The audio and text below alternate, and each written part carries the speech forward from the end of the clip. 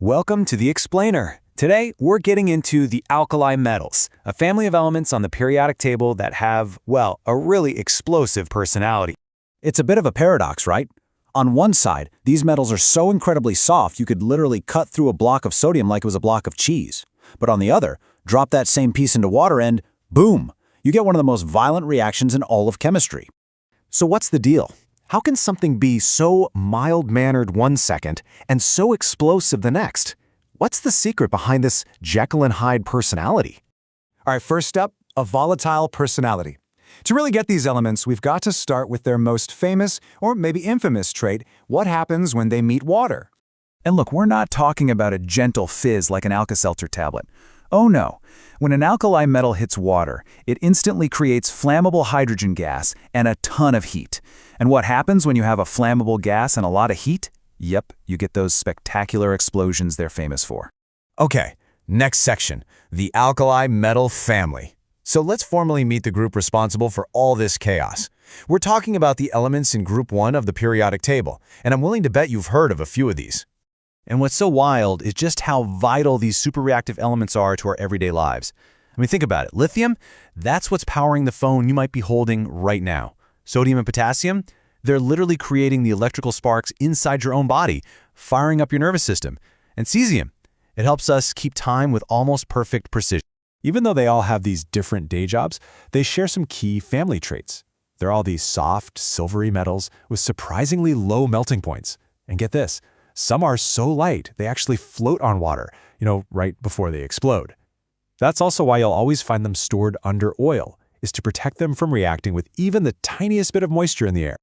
All right, section 3, the lonely electron. So, we've met the family, we've seen how they act, but the real secret to their personality, well, it's not something you can see just by looking at them. We have to go deeper, right inside the atom.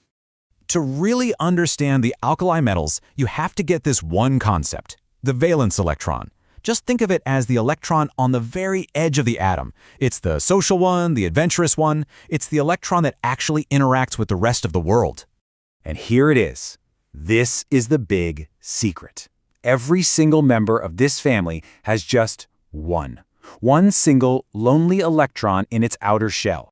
You see, having that one lone electron out there makes the whole atom feel really unstable. Atoms, kind of like people, just want to feel balanced and complete. For an alkali metal, the quickest way to get that stability is to just give that electron away. They are so desperate to get rid of it that they'll react with pretty much anything to make it happen. And that desperate need to give away an electron, that's where all that explosive energy comes from. Okay, next up, from chaos to creation. So this desperate, chaotic drive to react, how could that possibly be useful? Well, it turns out we've gotten really good at harnessing that instability for our own good. First thing to know, though, is that not all alkali metals are created equal when it comes to reactivity. It actually gets way more intense as you go down the group. So lithium just kind of fizzes. Sodium darts around on the water surface while it's on fire. But potassium, whoa, it just instantly explodes with this amazing lilac-colored flame. Let's start with lithium, the calmest member of the family. We take its intense desire to give away that electron and we control it.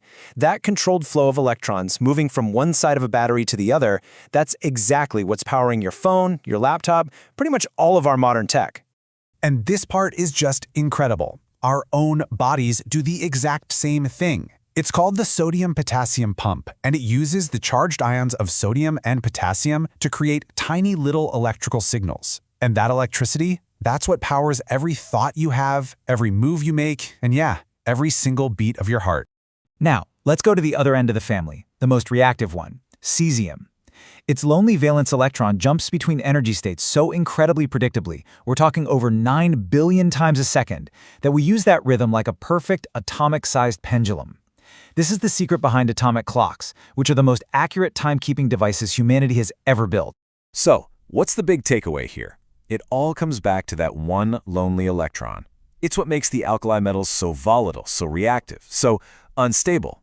But that instability, that's the whole point. It's the very source of everything useful about them. You could say their greatest weakness is also their greatest strength.